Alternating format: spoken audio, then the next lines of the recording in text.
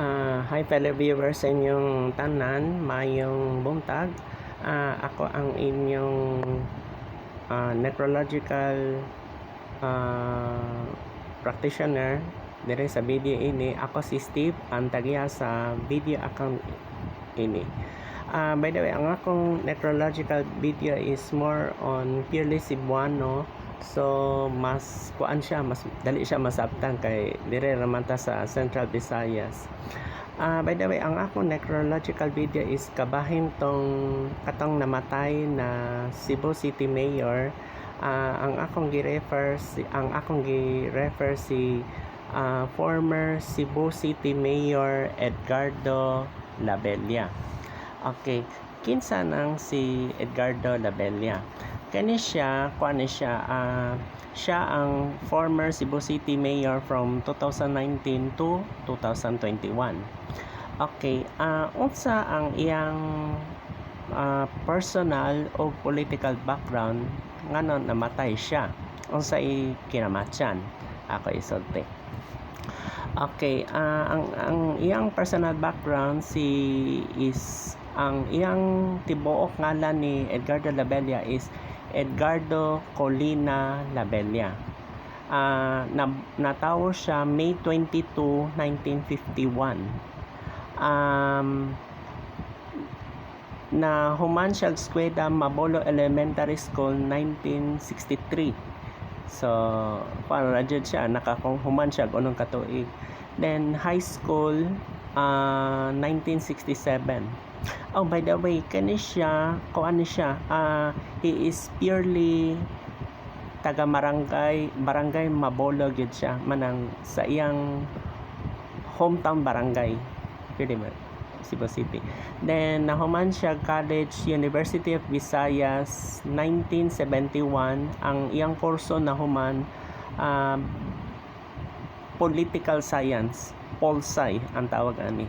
Then human Pol-Sci ni human ka duha ka tuig nahuman siya eskwela Bachelor of Laws 1973 hangtod 1977, pero sa kuan na siya ni balhin University of San Carlos sa man na siya. Then ni take siya bar exam, nakapasar, nakuan siya, nadawat siya sa IBP or Integrated Bar of the Philippines 1978. So man siya. Then kini siya ang nakasakay sa barko, nakasurvive, wala siya na lumos. Siya tong pasahero sa MV Princess of the Orient katong 1998. Katong gikan Manila hangtod Cebu, nakakuan siya. Wala siya na lumos, naglutaw-lutaw siya sa dagat 36 ka oras, 36 hours, laliman ka. So man siya, pero gisalba siya kaloy sa Dios. Okay, na kuan siya na city councilor siya, lalain tuig, no, naa siya 1998 hangtod 2001. Then siya ra jud ang city councilor sa Cebu City na naka-perfect kayo gikan 2004 hangtod 2013, 3 terms, tulo ka termino. Then na siya asawa ngalan Jocelyn Nicolas Labella. Then na sila duha ka anak, puro laki, Edgardo Labella II. Iyang nickname katong JP. Then na siya second anak na laki, Eugene Philip.